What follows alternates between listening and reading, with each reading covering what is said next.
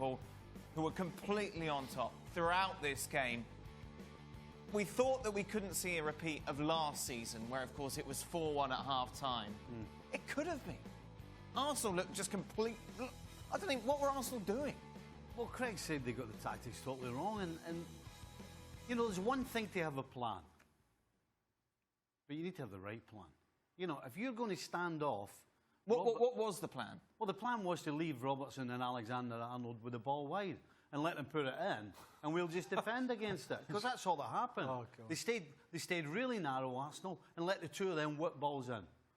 Now, a lot of the balls that particularly Alexander-Arnold put in weren't great, that made Socrates and David Luiz look good because they just kept clearing it. But when you're letting them do that, eventually you're going to get done. And no surprise, great ball in. And Matip opens the scoring. And honestly, when Liverpool opened the scoring, I was like that.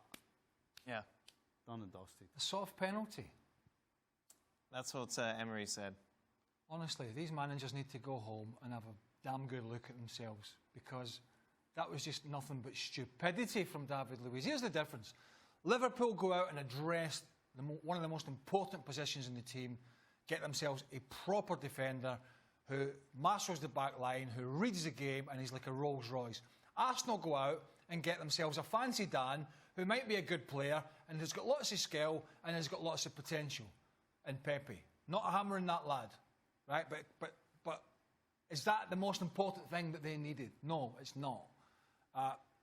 Quite frankly, we had, between Man City, Tottenham last week, Dan, and Liverpool, Arsenal, against two of the perceived best of the rest, nearly 60 strikes on goal between Liverpool's performance and City's performance. And Tottenham got something out of it, I don't know how. Not good enough. Just not good enough. And then you've got... How the hell can you think that leaving two of the best attacking fullbacks in the Premier League, if not European football at the moment, how can you think leaving them in possession is a good idea? I mean, it beggars belief. And as for young Ceballos, well, he got a wake-up call to the pace of the Premier League. That was and Aubameyang, he can't hold... He doesn't... He's...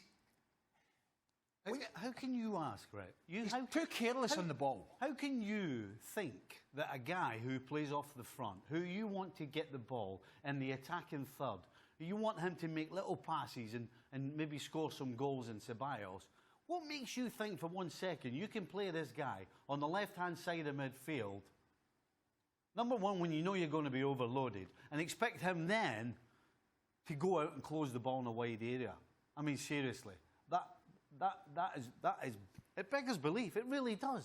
I was optimistic for Arsenal in the sense that they might have learned something, and he would do something that would try and thwart Liverpool. But you know, that was maybe stupidity from me, because Liverpool, it was a different game they were playing. And the other side of the coin, before Arsenal got their consolation goal at 3-0 down, Liverpool were popping it around 35 yards from the Arsenal goal, from left to right to the middle to the centre half to back out, and nobody made a challenge.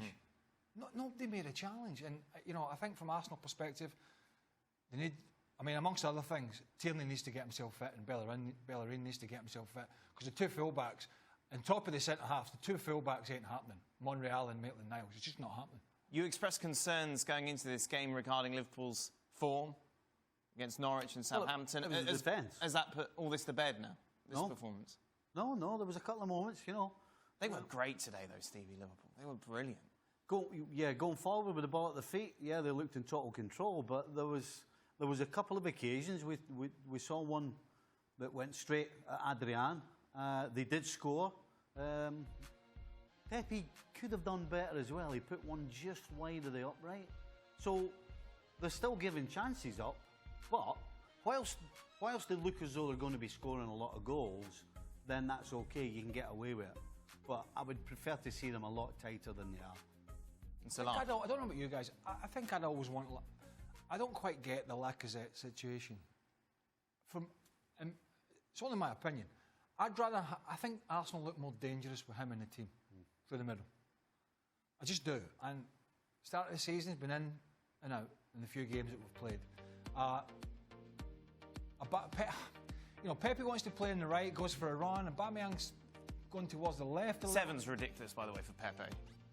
Like, I understand he's young and he's a big step up, but you can't give him a 7 out of 10 for that performance. No, it's flicks and tricks, and obviously that chance that he missed. Aubameyang frustrates me as well because he's very nonchalant on the ball. It goes up to him, and you have no idea if it's going to stick. He might do something brilliant, but you don't know if it's going to stick. It's coming straight back. Do you know if I'm Lacazette? Yeah. I'm chapping the door and going, can you tell me, Gaffer, why every time there's a proper game, you leave me out? You leave me out. Or on the odd occasion you leave Aubameyang out and then I play. Why can't you play the two of us? Every time they have a game that they're supposed to win, you look at the team, there's a front two. Guess who the front two is? Aubameyang and Lacazette. Why change it? Why are you not playing these two together? Now, I understand. A game against Liverpool, it is going to be difficult to get them the ball. But you know what? If that's Lacazette that's got that chance that Pepe has, maybe they go one up against her on the play.